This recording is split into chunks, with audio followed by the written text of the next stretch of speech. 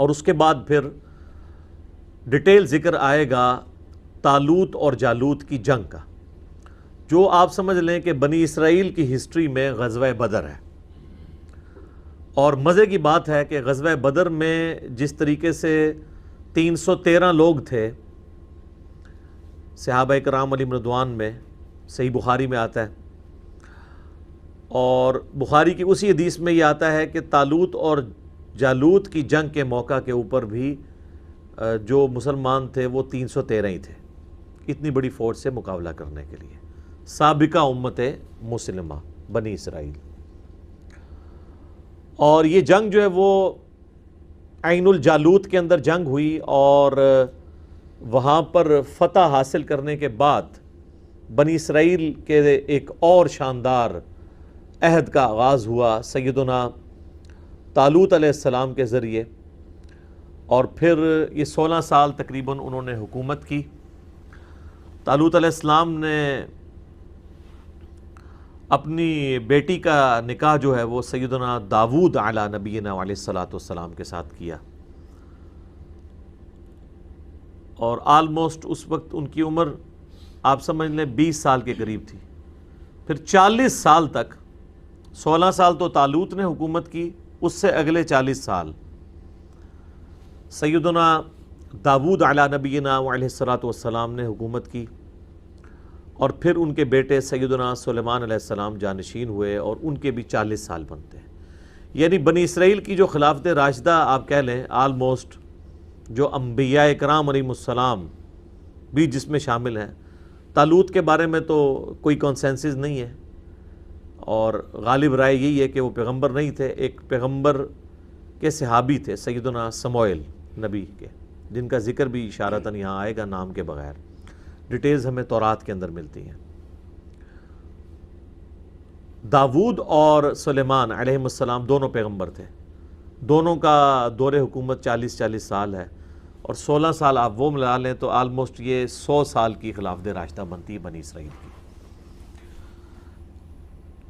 جس جگہ پہ یہ معرکہ ہوا تھا عین الجالوت، پھر اسلامک ہسٹری میں بھی اسی جگہ پر ایک بہت بڑا معرکہ ہوا، وہ مسلمانوں کی جنگ جو منگولوں کے ساتھ ہوئی۔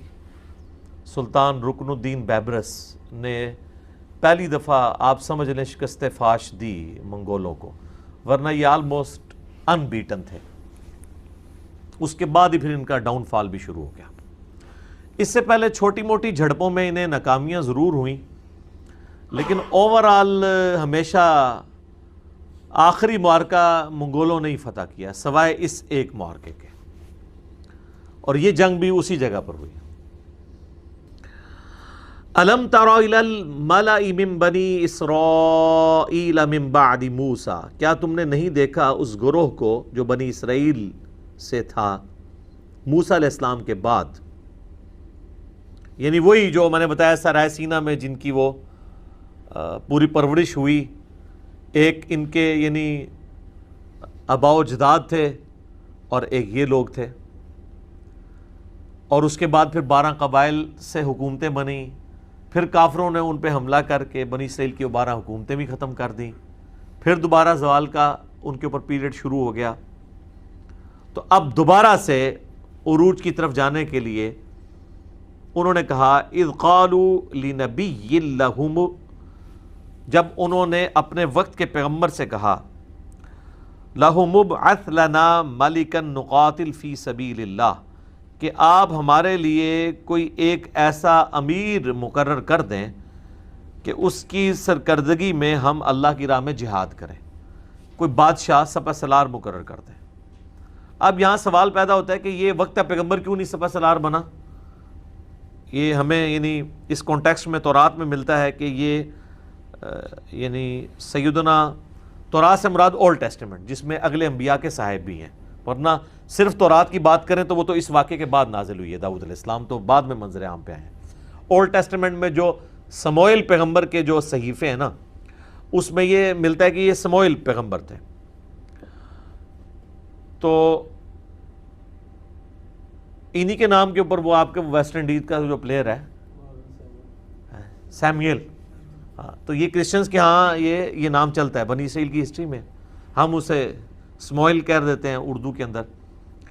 تو وہ جو سموئیل پیغمبر تھے وہ کافی بوڑھے ہو چکے تھے، تو ان کو کہا گیا کہ آپ کوئی مقرر کریں. ہمارے نبی علیہ السلام کے کیس میں بھی آپ دیکھیں، آپ علیہ السلام تو چند ایک میدان جنگ میں سامنے آئے نا، ادروائز آپ علیہ السلام خود تلوار لے کے تو میدان جنگ میں نہیں آتے تھے. صحابہ کرام تو یہ رسک نہیں لیتے تھے کہ آپ صلی اللہ علیہ وآلہ وسلم کو فرنٹ پہ لے کے آئیں. وہ تو آخری وقت تک، ایون غزوہ بدر کے موقع پہ بھی آپ کا خیمہ تو پیچھے لگا ہوا تھا.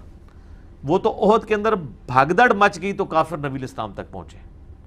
وہ ایک ایکسیپشنل کیس تھا. اس طریقے سے غزوہ حنین کے موقع پہ چونکہ 12,000 کا لشکر ہی تتر بتر ہو گیا، تو نبی علیہ السلام تو چونکہ لیڈر تھے تو آپ نے فرنٹ سے لیڈ کیا اور خود آگے گئے. اور پھر قرآن میں آتا ہے بس ایک مٹھی پھر آپ نے کنکریوں کی پھینکی تھی، وَمَا رَمَيْتَ اِذْ رَمَيْتَ وَلَٰكِنَّ اللَّهَ رَمَىٰ. تو وہ سارے کے سارے اندھے ہی ہو گئے سامنے. تو یہاں پر وہ پیغمبر بوڑھے ہو چکے تھے تو ان سے ریکویسٹ کی گئی کہ آپ ایک کوئی ینگ سا سپہ سالار ہمارے لیے مقرر کریں، ہم اس کی سرکردگی میں مل کے تو دوبارہ سے اپنی کھوئی ہوئی جو سرزمین ہے شام کی وہ حاصل کر لیں. تو اب وہ پیغمبر کیا کہہ رہے ہیں؟ ظاہر ہے ان کی مینٹیلٹی کو تو سمجھتے تھے نا. قال هل عصیتم ان کتب علیکم القتال اللہ تقاتلوا. ان کا ایسا نہ ہو کہ میں اللہ سے ریکویسٹ کروں اور وہ کوئی مقرر کر دے قتال تمہارے اوپر اور پھر تم قتال سے ہی منکر ہو جاؤ، کیونکہ تمہارے بزرگوں کی بھی پیچھے ہسٹری یہی ہے. یہی کیا تھا نا انہوں نے، حضرت موسیٰ علیہ السلام کو بھی چٹا جواب دے دیا تھا.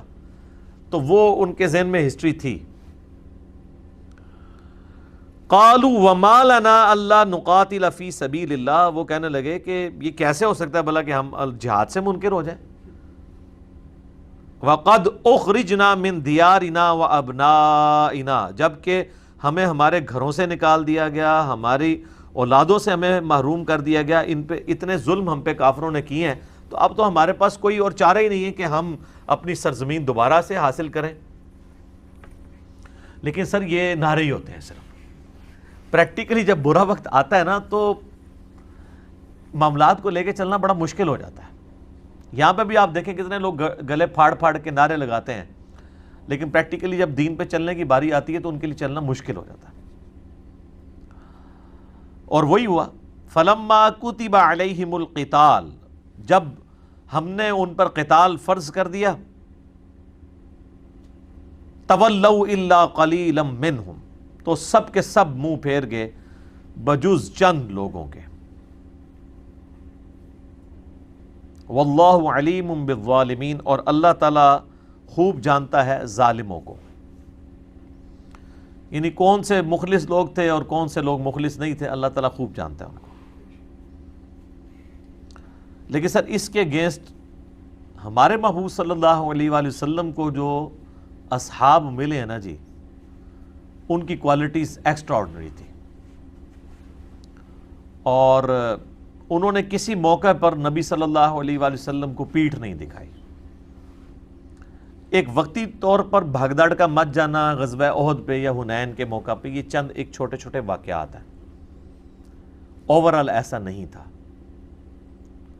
نبی صلی اللہ علیہ وآلہ وسلم کی مبارک زندگی میں سب سے مشکل جو جہاد تھا نا، جسے اللہ تعالیٰ نے خود قرآن میں جیش العسرہ کہا ہے، تنگی والا جہاد، وہ غزوہ تبوک تھا. کیونکہ مقابلے پر بھی اس وقت کی سب سے بڑی سپر پاور تھی، رومن امپائر تھی، اور 1.5 لاکھ کی ان کی فوج مکمل اکوپمنٹس کے ساتھ. اور یہاں پہ اکثر لوگ پیدل ہیں، اور اتنا لمبا سفر 700 کلومیٹر کا تبوک کا مدینہ شریف سے، پھر بھی انہوں نے استقامت دکھائی. 30,000 کے قریب لوگ نبی علیہ السلام کے ساتھ نکلے. لیکن یہاں پر ایسا نہیں ہوا.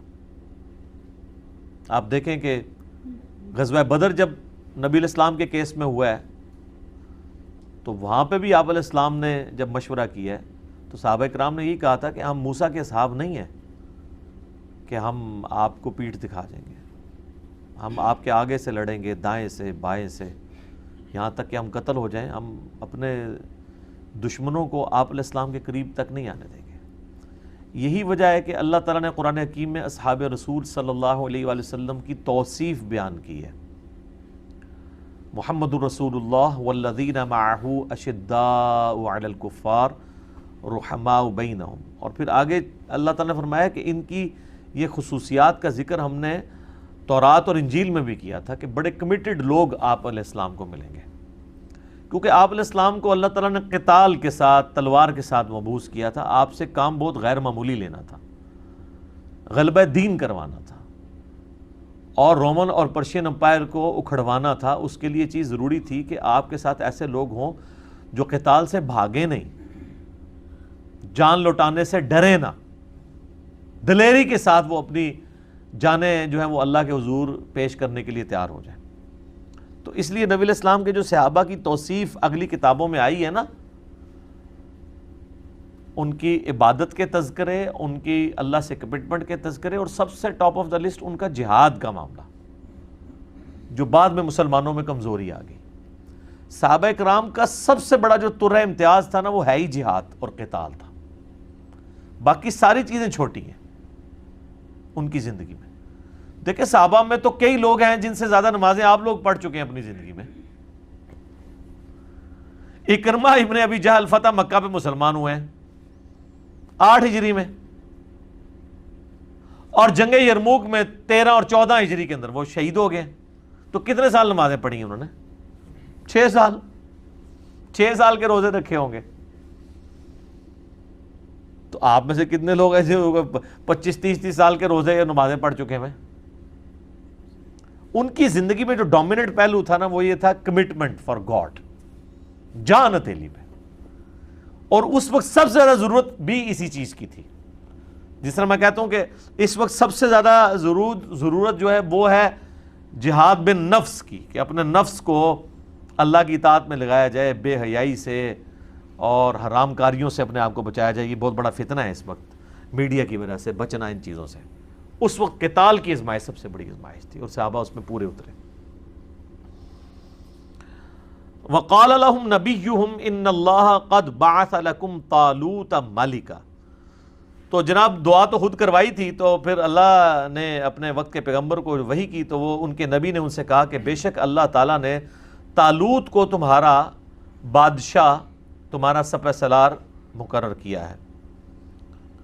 اچھا، اب انہی آیات کے روشنی میں نا، جو صلاح الدین یوسف صاحب ہیں نا، جنہوں نے احسن البیان لکھی ہے، جو سعودی عرب سے مفت ترجمہ دیا جاتا ہے، آپ کو پتہ ہے یہ سارے لوگ بنی امیہ کے یعنی خدمت گار ہیں، تو وہ کوئی موقع جانے نہیں دیتے قرآن حکیم میں بھی بنو امیہ کو ثابت کرنے کا۔ یہاں سے ان کے دماغ میں شیطان نے ایک وسوسہ ڈالا، وہ انہوں نے تفسیر میں لکھ دیا۔ انہوں نے کہا کہ یہ جو طالوت اور جالوت کے کیس میں جو طالوت کو اللہ تعالیٰ نے بادشاہ مقرر کیا، تو اس سے ملوکیت ثابت ہو جاتی ہے کہ ملوکیت بھی اللہ تعالیٰ کو پسند ہے۔ یعنی یہ ملوکیت یہاں اپنے لغت کے معنوں میں آئی ہے، اصطلاح کے معنوں میں نہیں۔ لغت کے معنوں میں دیکھیں تو نبی صلی اللہ علیہ وآلہ وسلم بھی ملک تو تھے، بادشاہ تھے نا، امیر المجاہدین بھی تھے،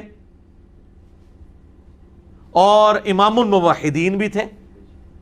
لیکن جب ہم اصطلاح میں بات کرتے ہیں نا، خلافت راشدہ یا علی منہاج النبوہ، ان معنوں میں تو معاذ اللہ استغفر اللہ، نہ نبی علیہ السلام ملک تھے، نہ سیدنا ابو بکر، عمر، عثمان و علی رضی اللہ عنہم اجمعین وعلیہم السلام اجمعین وہ ملک تھے۔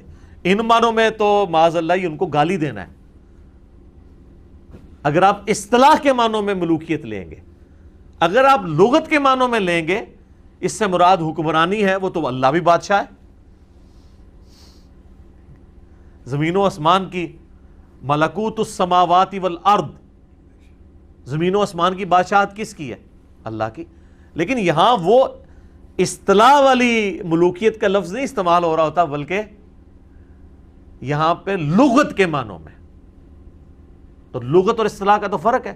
سورہ یوسف میں رب کا لفظ مالک کے لیے آیا ہے، غلام کے ریفرنس سے، جو حضرت یوسف علیہ السلام کہتے ہیں تم میں سے فلاں شخص اپنے رب کو شراب پلائے گا، اور دوسرے اسی کو کہتے ہیں کہ جب تم اپنے رب سے ملو تو میری سفارش کرنا کہ مجھے اس طرح انہوں نے ویسے ہی یعنی جیل میں ڈال دیا.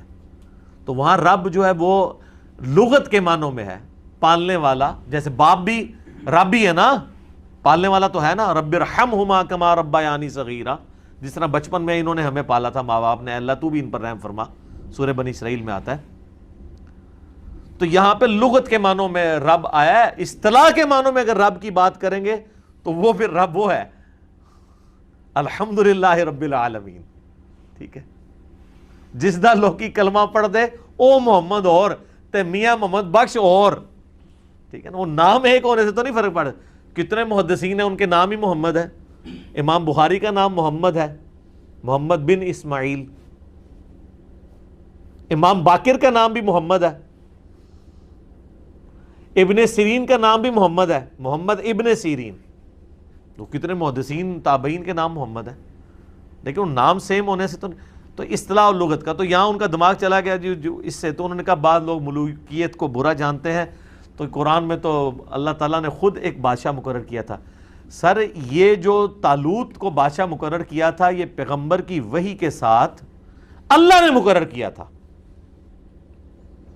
جبکہ حضرت امیر معاویہ رضی اللہ تعالیٰ عنہ ہو یا اس کے بعد جو بنی امیہ کے خلیفہ ہیں ان کو اللہ نے نہیں مقرر کیا، بلکہ وہ کس طریقے سے اس امت میں مسلط ہوئے ہیں وہ میرا آپ کربلا والا ریسرچ پیپر احادیث کی روشنی میں پڑھیں، حکمرانوں کی لکھی ہوئی تاریخ کی روشنی میں نہیں. اردو میں بھی ہے، عربی میں بھی ہے، انگلش میں بھی ہے اور ہندی میں بھی ہے. تو یہاں پہ میں جب بھی آتا ہوں نا تو مجھے وہ صلاح الدین یوسف صاحب کی تفسیر یاد آ جاتی ہے، چونکہ میں اسے پروموٹ بھی کرتا ہوں کہ بیسٹ تفسیر میں سے آسن البیان. لیکن جہاں پہ خامی ہے وہ ہائی لائٹ کرنا ہماری جو ہے علمی ذمہ داری ہے کہ یار یہ کام وہ ڈالتے ہیں. تو وہ اگر ملوکیت کا لفظ لیں تو ان کو کہیں کہ آپ جس ملک کی بات کر رہے ہیں ان معنوں میں تو خیر سورہ آل عمران میں آیا ہے کہ وَتُعِزُّ مَن تَشَاءُ وَتُذِلُّ مَن تَشَاءُ، اللہ تعالیٰ جس کو چاہتا ہے عزت دیتا ہے، جسے چاہتا ہے ذلت. اس کا سٹارٹ ہی سے ہو رہا ہے کہ اے ملک کے مالک تو جسے ملک دے تیری مرضی، جس سے چھین لے تیری مرضی، کسی کو عزت دے تیری مرضی، کسی سے عزت چھین لے تیری مرضی، تیرے ہاتھ میں ساری بادشاہی ہے. وہ تو فرعون کو بھی اللہ تعالیٰ نے بادشاہی دی ہوئی تھی، لیکن فرعون اللہ کا ریپرزینٹیٹو نہیں تھا دنیا کے اوپر، یہ ذہن میں رکھیے گا. تو یہ والی ملوکیت اگر انبیاء کی کو ثابت کرتا ہے انبیاء کے کانٹیکسٹ میں ان کا بادشاہ مقرر کرنا تو یہ وحی کے ذریعے تھا، لہٰذا اس کا معاملہ اس کے ساتھ کمپیئر نہیں ہو سکتا. قالوا انا یکون لہ الملک، وہ کہنے لگے کہ کس طرح اس کے ہمارے اوپر وہ امیر مقرر ہو سکتا ہے، علینا ہم پر، ونحن احق بالملک، جبکہ ہم زیادہ جو ہے وہ امارت کے حقدار ہیں کہ ہم جو ہے وہ امیر بنے، منہ اس سے، ولم یؤت سعۃ من المال، اور اسے نہ تو مال میں کوئی وسعت دی گئی ہے، یعنی وہ کہنے لگے نہ تو اس کا حسب نسب اس اعتبار سے کوئی ہمارے والا کوئی اعلیٰ ہے اور نہ اس کے پاس مال ہے، تو وہ کیسے طالوت جو ہے وہ ہمارے اوپر امیر مقرر ہو سکتا ہے. قال ان اللہ اصطفاہ علیکم، تو وہ پیغمبر نے جواب دیا کہ بے شک اللہ تعالیٰ نے اسے تم پر چن لیا ہے، وزادہ بسطۃ فی العلم والجسم، اور اسے تم پر فوقیت دی ہے جسم کی کشادگی میں بھی اور علم کی بھی. علم کا ذکر پہلے آیا، علم بھی اس کا تم سے زیادہ ہے اور اس کے اندر طاقت بھی زیادہ ہے. ظاہر ہے وہ اب میدان جنگ کی باری آ رہی ہے تو پھر ایسا بندہ چنا جائے گا نا جو علم اور جسم رکھنے والا ہو. اچھا انہی آیات کی روشنی میں شیعہ نے جو ہے وہ حضرت علی کی خلافت ثابت کی ہے. وہ کہتے ہیں کہ سیدنا علی جو تھے ان کا علم بھی باقی صاحب سے زیادہ تھا اور طاقت بھی آپ دیکھ لیں جتنے بڑے بڑے معرکے ہیں وہ حضرت علی نے آپ کو جتائے ہیں. تو انہوں نے کہا کہ اس سے قرآن سے ایک اسلوب پتہ چلتا ہے کہ جو ہے وہ عمارت یا خلافت اس کو دینی چاہیے کہ جس کے پاس علم اور جسم یعنی طاقت کے اعتبار سے وہ باقیوں پر پرائورٹی رکھتا ہوں. تو اگر یعنی ایک اصول اور مبادی کے طور پر دیکھا جائے تو بالکل ٹھیک ہے یہ بات ان کی، اور میرا تو موقف بھی ہے، میری تو ویڈیوز بھی ریکارڈڈ موجود ہیں کہ اگر نبی علیہ السلام کے بعد سیدنا علی کو خلیفہ چن لیا جاتا تو اس میں کوئی ایسی حرج والی بات بھی نہیں تھی. لیکن چونکہ نبی علیہ السلام کی تربیت ایسی تھی کہ آپ علیہ السلام نے جو جسے کہتے ہیں نا اقربا پروری، اس کو کبھی بھی اپنے قریب نہیں آنے دیا. اور بعض اوقات اس قسم کی چیزیں کسی اپنے قریبی کے حق میں وہ سمجھ لیں ڈیبٹ کے طور پہ بھی ثابت ہو جاتی ہیں، اور وہ حقدار بھی ہو تو اس حق سے پیچھے ہو جاتا ہے یا اسے کر دیا جاتا ہے. ٹھیک ہے، جو بخاری میں آتا ہے نا کہ حضرت عباس ابن عبد المطلب کہتے ہیں کہ آؤ رسول اللہ سے جا کے ہم مانگ لیتے ہیں خلافت میں کوئی حصہ. انہوں نے کہا رسول اللہ صلی اللہ علیہ وسلم نے اگر انکار کر دیا تو ان کی امت بنو ہاشم کو کبھی بھی خلیفہ نہیں بننے دے گی. تو حضرت علی کو یہ پتہ تھا کہ نبی علیہ السلام فی نفسہ خلیفۃ اللہ ہیں فی الارض، تو آپ اپنے رشتہ داروں کو کبھی بھی آگے نہیں آنے دیں گے اس اعتبار سے. خود ہاں امت چن لے وہ علیحدہ معاملہ ہے، خود جب بھی آپ کا معاملہ آئے گا نا تو آپ یہ نہیں کریں گے، کیونکہ نبی علیہ السلام کے وہ بچوں کی مانند تھے. تو لہٰذا اس سے آپ علمی دلیل تو ضرور پکڑ سکتے ہیں، لیکن اس سے اگر کوئی شخص کہے کہ اجماع صحابہ انکلوڈنگ خود سیدنا علی کا بھی ابو بکر عمر عثمان کی بیعت کر لینا وہ قرآن کے خلاف تھا، تو پھر آپ کا دوسرا ایکسٹریم رویہ ہوگا. ہم تو درمیان میں اس معاملے میں کہ اس طرف بھی موقف اڈاپٹ کیا جا سکتا تھا اور کیوں نہیں کیا گیا اس کے پیچھے وہ والا معاملہ موجود تھا. تو دونوں معاملات اپنی جگہ درست ہیں. واللہ یؤتی ملکہ من یشاء، اور اللہ تعالیٰ جسے چاہتا ہے اپنا ملک عطا فرماتا ہے. واللہ واسع علیم، اور اللہ تعالیٰ وسعت والا اور علم والا ہے. وقال لهم نبیہم، اور ان کے نبی نے ان سے کہا ان آیت ملکہ ان یأتیکم التابوت فیہ سکینہ، کہ یہ جو طالوت کی بادشاہی ہے اس کی نشانی اللہ کی طرف سے یہ ہے. یعنی تمہیں اگر شک ہو کوئی معاذ اللہ میں نے تم سے غلط بیانی کی ہے تو اللہ تعالیٰ نشانی کے طور پہ کہ اللہ تعالیٰ کی تائید اس کو حاصل ہے، اللہ تعالیٰ تمہیں تابوت سکینہ واپس لوٹا دے گا. وہ تابوت جس میں تمہارے لیے سینوں کا سکون ہے، من ربکم، تمہاری رب کی طرف سے. وَبَقِيَّةٌ مِّمَّا تَرَكَ آلُ مُوسَىٰ وَآلُ ہارون، اور اس میں موسیٰ علیہ السلام اور ہارون علیہ السلام کے چھوڑے ہوئے تبرکات بھی موجود ہیں. تحملہ الملائکہ، جسے فرشتے اٹھائے ہوئے لائیں گے. ان فی ذالک لآیہ، اس میں تمہارے لیے ہوگی نشانی، لکم، تمہارے لیے، ان کنتم مؤمنین، اگر واقعی ہی تم ایمان لانے والے ہو، بات ماننے والے ہو. تو اب اس سے لگ رہا ہے کہ فرشتے وہ لے کر آئے.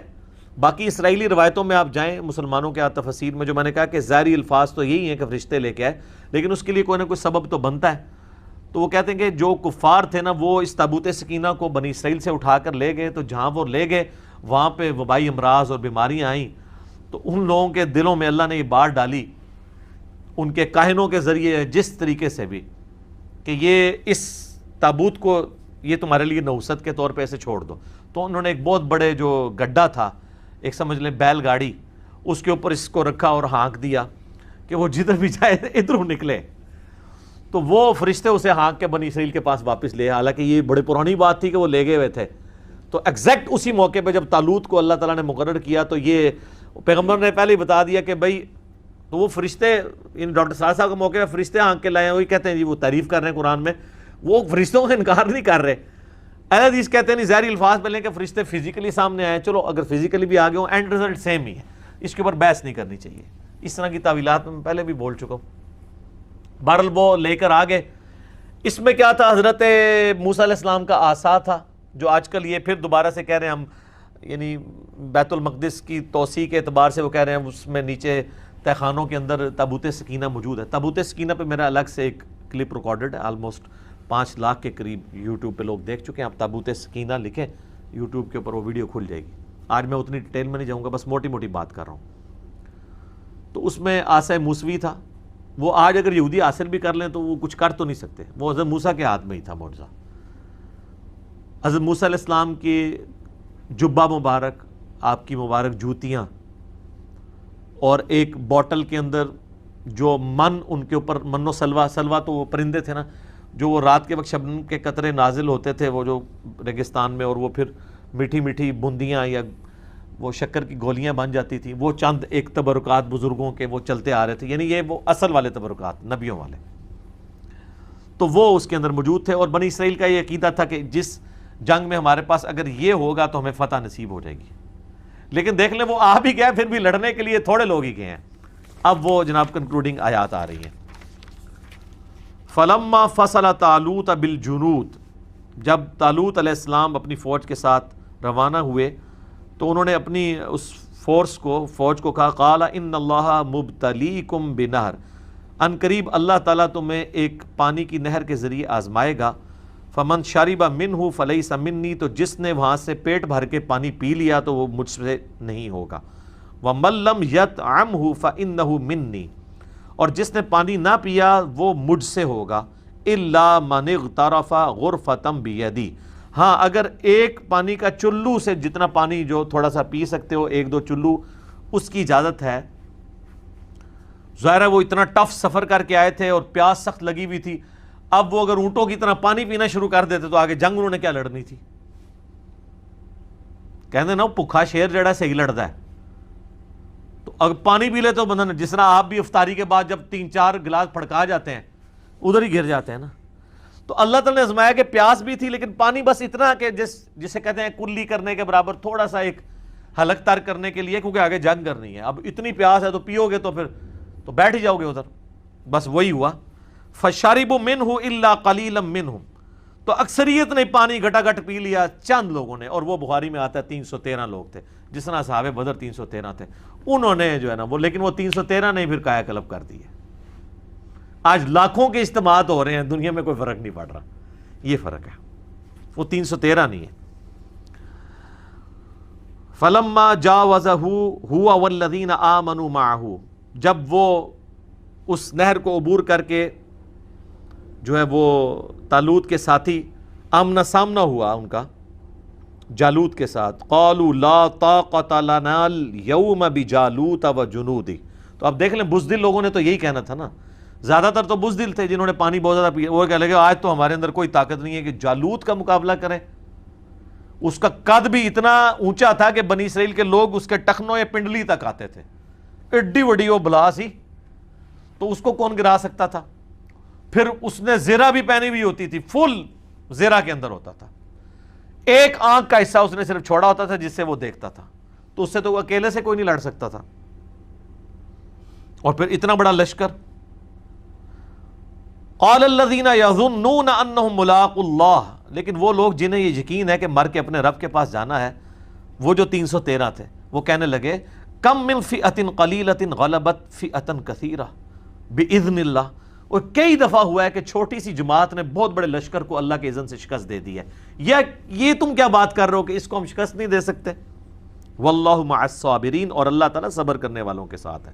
ولما برزوا لجالوت، جب جالوت سے ان کا مقابلہ ہوا، گولیت اس کا آپ کو بائبل میں یعنی اولڈ ٹیسٹمنٹ کے اندر آپ کو یہ نام مل جائے گا، وجنودہ، اور اس کی فوج کے سامنے، تو اہل ایمان نے کہا قالوا ربنا افرغ علینا صبرا، اے اللہ ہم پہ صبر انڈیل دے، وثبت اقدامنا، اور ہمارے پاؤں کو مضبوط کر دے، فانصرنا علی القوم الکافرین، اور ہمیں کافروں کے مقابلے پہ مدد عطا فرما، آمین۔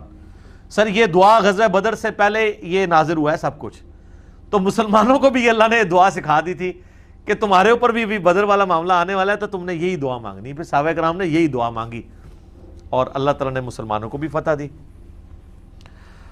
فَهَزَمُوهُمْ بِإِذْنِ اللَّهِ، پس انہوں نے شکست دے دی اللہ کے اذن سے جالوت کی قوم کو اور اس کی فوج کو۔ وَقَتَلَ دَاوُودَ جالوت، اور داؤد نے جالوت کو قتل کیا۔ یہ داؤد علیہ السلام کی عمر اس وقت کہتے ہیں 16 سال تھی، اسرائیلی روایتوں میں آتا ہے، اور گڈریے تھے، بھیڑ بکریاں پالا کرتے تھے، ان کے پاس ایک گوپیا ہوا کرتا تھا، ایک چمڑے کا بنا ہوا، ایک سمجھ لیں ایک ہاتھ سا، جس میں وہ پتھر رکھ کے اور ساتھ رسی باندھ کے نا یوں گھما کے پھینکتے تھے۔ پرانے زمانے میں لوگ اسی طریقے سے شکار کیا کرتے تھے، یا گلیل ہوتی تھی یا تیر کے ساتھ۔ یہ بچپن سے چونکہ اس کے ماہر ہوئے ہوئے تھے، ان کا نشانہ بہت زبردست تھا، اور یہ شیروں کے اور بھیڑیوں کے جبڑے توڑ دیتے تھے ایک پتھر کے ذریعے رکھ کے، تو اتنا زبردست نشانہ تھا۔ تو بس انہوں نے اپنی ایکسپرٹی استعمال کی، وہ ایک اونچی جگہ پہ پہاڑ پہ یا ٹیلے پہ چڑھ گئے، اور یہاں پہ لوگ یعنی گھبرائے ہوئے ہیں کہ اس کو جالوت کو کیسے گرائیں گے۔ انہوں نے کہا اس نامختون کا جو انجام میرے ہاتھوں ہوگا، یعنی یہ بنی اسرائیل کے لوگ اپنے مخالفین کے لیے ایک نٹوریس ورڈ کے طور پہ استعمال کرتے تھے کہ ہم ابراہیمی ختنے کرواتے ہیں اور یہ نامختون ہے۔ تو انہوں نے پھر اس گوپیے کے اندر وہ پتھر رکھ کے جب رسی گھمائی اور پھینکا تو وہ جو ایک ہی آنکھ کی جگہ میں نے بتائی ہے نا تھی نا، وہ نشانہ ایسا تھا کہ وہ آنکھ سے وہ انٹر ہوا، اس کے دماغ میں چلا گیا. دماغ میں کوئی چیز چلی ہے تو وہ بڑے سے بڑی بھی کوئی بلا چیز ہو تو وہ حضرت داؤد علیہ السلام جو ہے وہ اس طرح منظر عام پہ آگے. کیونکہ طالوت علیہ السلام تھے تو انہوں نے پھر بعد میں اپنی 16 سال تو انہوں نے حکومت کی اور اپنی بیٹی کا نکاح بھی حضرت داؤد کے ساتھ کر دیا، اس سے پھر حضرت سلیمان پیدا ہوئے. تو حضرت داؤد علیہ السلام اس طریقے سے منظر عام پہ آئے. وَقَتَلَ داوود جالوت، اور قتل کر دیا داود نے جالوت کو. وَآتَاهُ اللَّهُ الْمُلْكَ وَالْحِكْمَةَ، تو اللہ تعالیٰ نے انہیں بادشاہی بھی عطا کی اور حکمت بھی، نبوت عطا کی. وَعَلَّمَهُ مِمَّا يَشَاءُ، اور اللہ تعالیٰ نے جو چاہا ان کو سکھا دیا. اب دیکھیں طالوت تو پیغمبر نہیں تھے لیکن ان کا داماد پیغمبر ہوا حضرت داؤد علیہ السلام. اور پھر یہ بنی اسرائیل کی ہسٹری، یعنی طالوت 16 ایئرز، جالوت یعنی اس کے بعد داؤد علیہ السلام جنہوں نے جالوت کو قتل کیا تھا 40 سال، پھر ان کے آگے بیٹے 40 سال سلیمان علیہ السلام. لیکن سلیمان علیہ السلام کے پھر 2 بیٹوں میں اختلاف ہو گیا، وہ پیغمبر تو نہیں تھے اور وہ پھر 2 ریاستیں جو ہے وہ قائم ہو گئی. اور پھر آہستہ آہستہ ان کے اندر وہی معاملات شروع ہوئے، پھر ان کی حکومت ختم ہو گئی. پھر اللہ تعالیٰ نے حضرت عزیر علیہ السلام کو ان میں مبعوث کیا. پھر ان کی دعا کی برکت سے دوبارہ سے پھر بنی اسرائیل کو عروج ملا، اور وہ عروج جو ہے وہ حضرت سلیمان علیہ السلام اور حضرت داؤد علیہ السلام کی جو سلطنت تھی اس کے مقابلے کا ایک عروج دوبارہ سے انہیں ملا. وَلَوْلَا دَفْعُ اللَّهِ النَّاسَ بَعْضَهُمْ بِبَعْضٍ، اور اگر اللہ تعالیٰ بعض لوگوں کو بعض کے ذریعے نہ ہٹاتا رہتا، لَفَسَدَتِ الْأَرْض، تو زمین پہ فساد برپا ہو جاتا. وَلَكِنَّ اللَّهَ ذُو فَضْلٍ عَلَى الْعَالَمِينَ، لیکن اللہ تعالیٰ اپنے فضل و کرم فرمانے والا ہے سارے جہان والوں پر. اچھا، اسی سے ملتی جلتی ایک آیت جو ہے وہ سورہ حج میں بھی 40 نمبر آیت ہے کہ اگر اللہ تعالیٰ قتال کے ذریعے بعض کو بعض میں مسلط نہ کرتا تو زمین پر کوئی بھی اللہ کی عبادت گاہیں جو اللہ کے ذکر کے لیے بنائی گئی ہیں، معبد ہوں، گرجے ہوں، کلیسا ہوں یا مسجدیں، یہ سلامت نہ رہتی. جو میں نے وہ کرتارپور والے اپنی ویڈیوز کے اندر بھی جس آیت کی کوٹیشن یعنی میں نے اس میں کوٹ کیا تھا، تو یہاں پہ بھی اللہ تعالیٰ فرما رہا ہے کہ اللہ تعالیٰ یعنی قتال کے ذریعے یہ سب کچھ کرتا ہے. اللہ تعالیٰ چاہے تو خود بھی کر سکتا ہے معجزانہ طور پہ، لیکن اس کی سنت یہ ہے کہ وہ لوگوں کے ذریعے سارے معاملات کو لے کے چل رہا ہوتا ہے. تِلْکَ آیات اللہ نتلوها علیک بالحق، یہ اللہ کی آیات ہیں جو اے نبی علیہ السلام ہم آپ پر حق کے ساتھ پڑھ رہے ہیں. وَإِنَّكَ لَمِنَ الْمُرْسَلِينَ، اور بے شک آپ اللہ کے رسولوں میں سے ہیں. علیہم السلام اجمعین. سبحان ربک رب العزت عما یصفون وسلام علی المرسلین والحمد للہ رب العالمین. اچھا، اس آیت کا مقصد کیا تھا یہاں پہ کہ نبی علیہ السلام ایک ایسا واقعہ بیان کر رہے ہیں جو آپ علیہ السلام کی پیدائش سے بھی 1000 سال سے بھی زیادہ پرانا واقعہ ہے.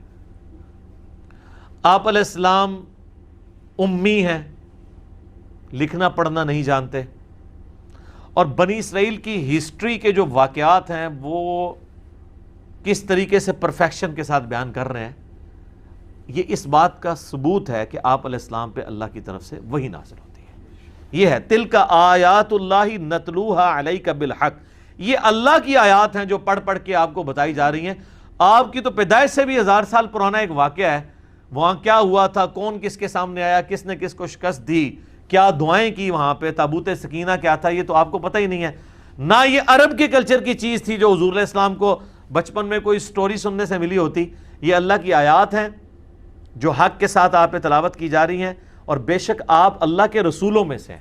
یعنی یہ وہی اس بات کا ثبوت ہے کہ آپ اللہ کے پیغمبر ہیں. اچھا، یہ تو ایک ایسپیکٹ ہے اس کا اگر آپ کریٹیکل انالیسس دیکھنا چاہیں نا ان سارے واقعات کا، بنی اسرائیل کا، انکلوڈنگ یہ جو واقعہ تھا طالوت اور جالوت کا، آپ تفہیم القرآن پڑھیں. اس میں انہوں نے باقاعدہ قرآنک ورژن آف طالوت اور جالوت کی جو جنگ ہوئی تھی اس کو کمپیئر کروایا بنی اسرائیل کے ساتھ، کیونکہ یہ واقعات اولڈ ٹیسٹمنٹ میں بھی ملتے ہیں اور اس میں کچھ واقعات تھوڑے بہت مختلف بھی ہوتے ہیں، تو وہ پھر کمپیریزن کرواتے ہیں. اور پھر جو کافروں کے اعتراضات ہوتے ہیں قرآن کے اوپر کہ جی قرآن پاک جو ہے وہ ہسٹری غلط بیان کر رہا ہے کیونکہ اولڈ ٹیسٹمنٹ میں یہ یوں لکھی ہوئی ہے. بھئی ہم تو مانتے ہیں کہ وہ ٹیمپرڈ فارم میں ہے اور اس کی حفاظت بھی ویسے نہیں ہے. ایک تو صرف یہ دعویٰ کرنا ہے, ایک یہ ہے کہ کوئی شخص انٹلیکچولی یہ پروف کر دے کہ تورات میں, یعنی اولڈ ٹیسٹمنٹ, تورات سے مراد میں رہ رہا ہوں پورے وہ صحائف سمیت, جو واقعات بیان ہوئے ہیں وہ قرآن سے مختلف ہیں, اور لاجیکلی کوئی شخص یہ ثابت کرے کہ وہ تورات کے اندر جو واقعات ہیں ان واقعات کے اپنے اندر اتنی کنٹراڈکشن موجود ہے ایک واقعے کو بیان کرنے میں کہ جو پروف کرتی ہے کہ وہ تو ان کی آپس کے جو واقعات کا تسلسل جو ہے وہ ایک دوسرے سے ٹکراتا ہے, اور قرآن پاک میں ویسی غلطی موجود نہیں ہے. تو ایک ٹیکنیکل گفتگو ہے. یہ گفتگو کی ہے مولانا مودودی نے, اور سر یہ وہ اعزاز ہے جو مودودی صاحب کو حاصل ہے. آپ اسلامک ہسٹری میں ساری قرآن کی تفسیر اٹھا لیں, ابن جریر طبری سے لے کے ابن کثیر تک, بڑے بڑے بزرگوں کی. آج تو ان میں سے کئی ایک اردو ترجمے کے ساتھ اویلیبل ہے نا.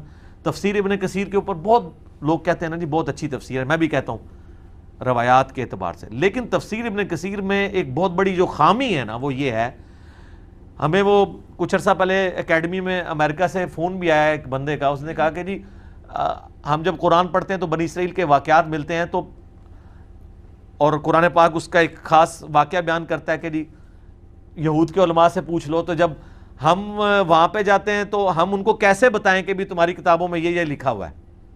تو میں نے کہا اس میں آپ کی اس بزرگوں کی ساری تفسیریں فیل ہیں. اس کے لیے ایک ہی دنیا میں تفسیر ہے, وہ تفہیم القرآن ہے, جس میں انہوں نے پوری وہ تورات, انجیل اور وہ اولڈ ٹیسٹمنٹ, نیو ٹیسٹمنٹ کو پڑھ کے انہوں نے وہ سارے واقعات ڈھونڈے ہیں مودودی صاحب نے, اور باقاعدہ وہ ترجمے کے ساتھ لگائے ہیں چیپٹر میں. پھر اس کو کمپیئر کیا ہے کہ یہاں پہ یہ غلطی کرتے ہیں تورات کے اندر, یا اولڈ ٹیسٹمنٹ میں یا نیو ٹیسٹمنٹ میں یہ غلطی ہے, قرآن میں یہ غلطی نہیں ہے, اور اس کو ٹیکنیکلی پروف کرتے ہیں ہر واقعے کو, چاہے وہ یوسف علیہ السلام کا واقعہ ہو, اس طریقے سے موسیٰ علیہ السلام کی تو ہسٹری کے کئی واقعات ہیں, جہاں تک میچ کرتے ہیں وہ کہتے ہیں دیکھیں یہ قرآن اور یہاں پہ میچ کر رہا ہے. اور اگر یہ معاذ اللہ, جس طرح کافر کہتے ہیں کہ کاپی رائٹس کا مقدمہ کیا جاتا ہے, قرآن جو ہے وہ تورات سے چوری کر کے لکھا گیا, اس کا عربک ورژن ہے, تو پھر مولانا مودودی کہتے ہیں کہ قرآن وہ غلطیاں کیوں نہیں کرتا جو کنٹراڈکشنز اور غلطیاں تورات کے اندر پائی جاتی ہیں. یہ اس بات کا ثبوت ہے کہ یہ اللہ کی وہ کتاب ہے جو محفوظ ہے, یہ کسی مولوی کی لکھی ہوئی نہیں ہے, یہ نبی علیہ السلام اس کے رائٹر نہیں, بلکہ یہ اللہ کی طرف سے نازل ہوئی ہے آپ کے اوپر, اور آپ کے پاس جو کتاب ہے وہ اللہ تعالیٰ کی کتاب کا ٹیمپرڈ ورژن ہے, اس لیے اس میں ٹیکنیکلی کئی غلطیاں موجود ہیں, اور وہ غلطیوں کو ہائی لائٹ کرتے ہیں. اور وہ ایک عام تھوڑا پڑھا لکھا بندہ اس کو پڑھے گا نا تو اس کو واقعی پتہ چل جائے گا کہ یار یہ تو صرف اس طرح. اب یہ وہ خدمت تھی جو پرانے بزرگوں کو بھی کرنی چاہیے تھی, لیکن اللہ تعالیٰ جس سے کام لے, جب یہ مسلمانوں پہ فتنے ٹوٹے ہیں تو اللہ نے پھر اس طرح کا جینیس بندہ پیدا کیا. اس لیے میں کہتا ہوں کہ یعنی وہ مجھے ایک دفعہ ایک اہل حدیث عالم نے یہاں پہ بھی ایک ہنگامہ کھڑا کیا کہ یہ کہتا ہے کہ جی وہ جو مولانا مودودی ہیں یہ یعنی حافظ ابن کثیر سے بھی افضل ہیں. ٹھیک ہے, تو میں نے اس پہ پھر ان کو نا وہ ترکی بترکی جواب دیا تھا. میں نے کہا یہ تو آپ بہت بڑی بات کر رہے ہیں, معاذ اللہ میں تو یہ بھی کہنے کے لیے تیار نہیں کہ حافظ ابن کثیر مولانا مودودی سے افضل ہے. یہ میں نے ان کو اینٹی وینم دیا. یہ کون دعویٰ کر سکتا ہے؟ یہ تو اللہ کو پتا ہے, یہ کوئی صحابہ تابعین کی تو بات نہیں ہو رہی. تو میں نے کہا میں تو یہ بھی دعویٰ نہیں کرتا کہ حافظ ابن کثیر مولانا مودودی سے افضل ہے, تو میں یہ کیسے دعویٰ کروں گا کہ مودودی صاحب مولانا ان سے حافظ ابن کثیر سے افضل ہو سکتے ہیں. ہاں رہا تفسیر کا معاملہ, تو وہ میں کہوں گا کہ وہ تفسیر کئی پہلوؤں کے اعتبار سے جو تفہیم القرآن ہے وہ پرانی ساری تفسیر سے بہتر ہے. کئی ایک پہلو جن میں یہ بہت بڑا پہلو ہے جو مکمل طور پہ پوری قرآن کی تفسیر میں آپ کو مسنگ نظر آئے گا, پرانی ساری تفسیر میں. کام تو یہ تھا نہ کرنے کا, یہ مشکل کام تھا دوسروں کی کتابوں کو پڑھ کے اور پھر اس کا کمپیریزن کرنا. سر اس طرح سے تو کوئی انجینئر ڈاکٹر چاہیے تھا نا, جینیس بندہ چاہیے تھا نا, اور وہ مودودی صاحب نے بہت بڑا کارنامہ کیا. اللہ تعالیٰ ان کو جزائے خیر دے.